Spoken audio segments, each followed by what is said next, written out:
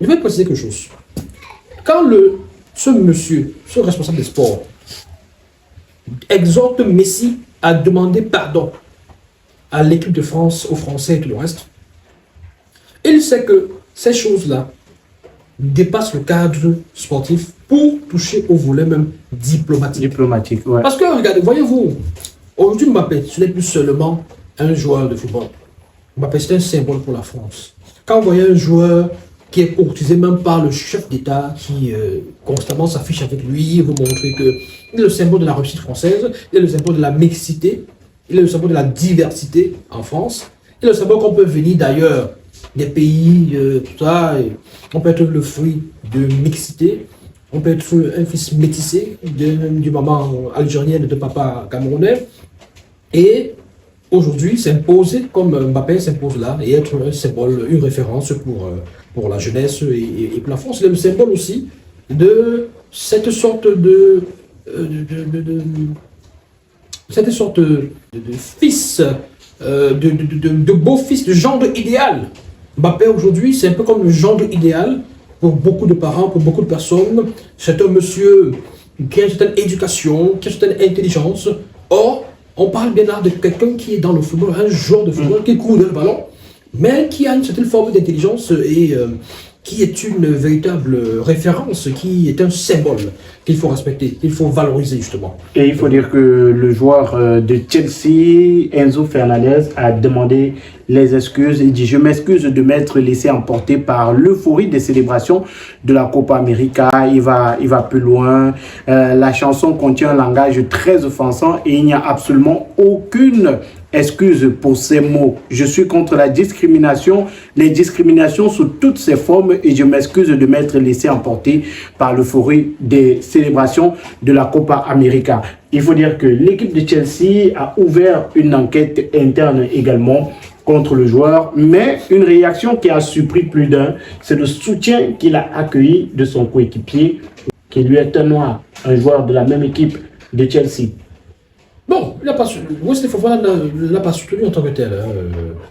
Bon, un ensemble de joueurs comme ça, quand même, sont des abonnés des comptes de Enzo Fernandez et bien d'autres.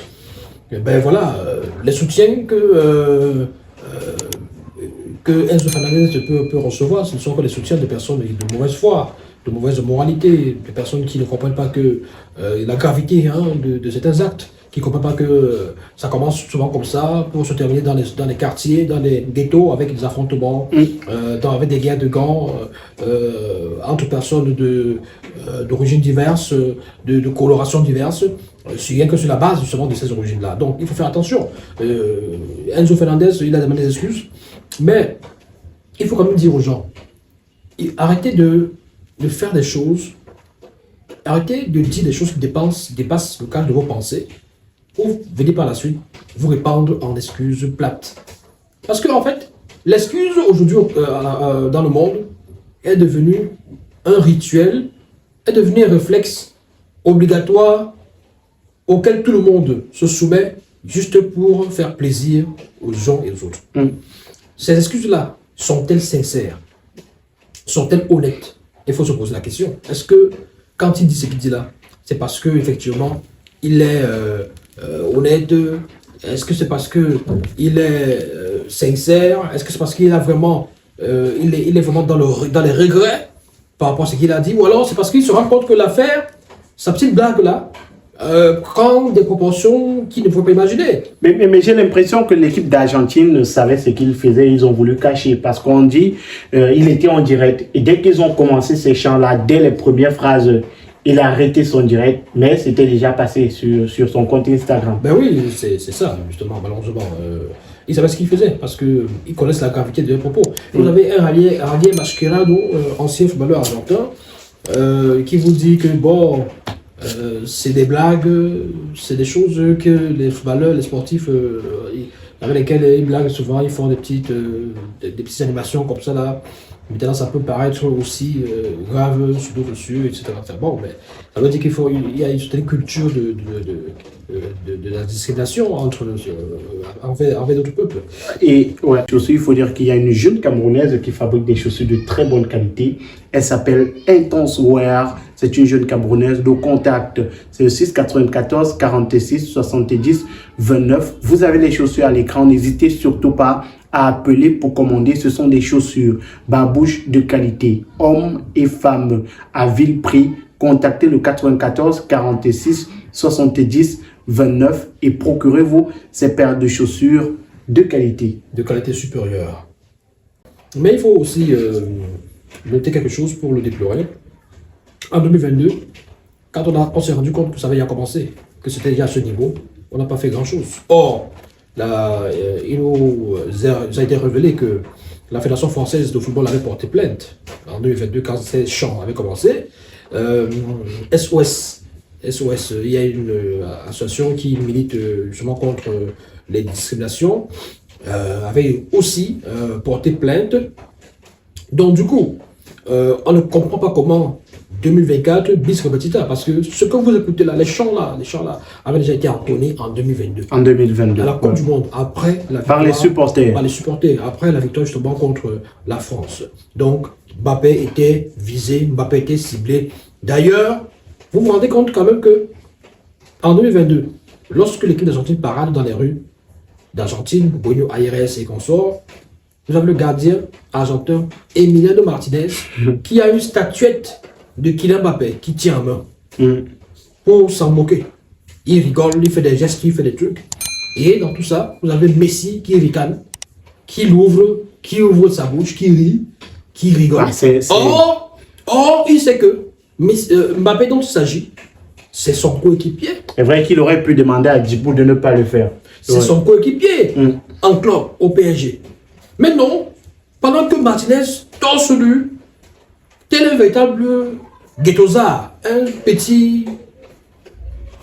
Ne nous insultez pas, nous les ghettosa, Yannick Greno. Je parle d'Emmanuel Martinez. Alors, les formations... Un ting-ting comme ça là.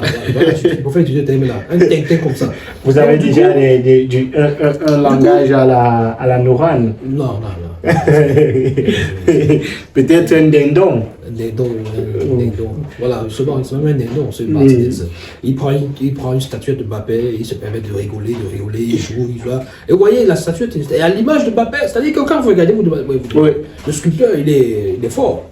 On dirait Mbappé, la statuette là quand vous regardez, vous ne savez pas si cette statuette a été utilisée pour même par le Congo. Non. Oui, c'est possible. On va pas aller jusque là. Pour marabouter. Mais il a marqué 3 buts à la finale. Ils n'ont pas permis à la France de gagner. Non. Il faut dire qu'on a des joueurs qui sont mécontents de cette sortie, de cette vidéo là qui a circulé. On a Jules Koundé, on a Wesley Fofana. Et je parlais tout à l'heure de Nicolas Jackson qui a donné son soutien, pas de Wesley Fofana. Nicolas Jackson plutôt qui a apporté son soutien à son coéquipier de Chelsea. Merci Yannick Greno. Je vous en prie, mon cher Magique, et je vais sortir simplement en disant que dans ce genre de situation, le capitaine de l'équipe nationale, justement, dont il est question, prend les choses en main, discipline ses coéquipiers, et quand ça va trop loin, il peut faire une sortie pour demander pardon au nom de l'équipe. Comme l'a demandé le ministre des Sports. Donc, il n'a pas extrapolé son rôle, parce que le ministre des Sports, son rôle également, il y a un volet diplomatique. Il peut également dire, attention, les sportifs sont en train de toucher à la sphère diplomatique en s'attaquant à une nation, à des joueurs d'une nation qui se sentira forcément offensé. Donc, ça peut aussi empiéter sur des rapports, sur le terrain diplomatique. On a vu avec notamment l'épisode de Eto'o Marbouis, on a vu que c'est allé jusqu'au niveau de l'ambassade et bien évidemment, il a fallu qu'on essaie de discipliner les uns et les autres parce qu'il ne faudrait pas que ça aille plus loin que ça. Donc, Messi, qu'est-ce qu'il doit faire? Il doit prendre ses responsabilités en main.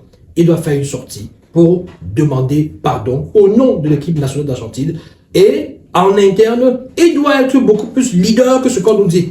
Parce que quand vous êtes un vrai leader, vous ne laissez pas discipliner les troupes. Et peut-être le travail du gouvernement aujourd'hui qui nous dit à travers son président, le président Javier Milei, qui dit carrément que les sportifs sont libres.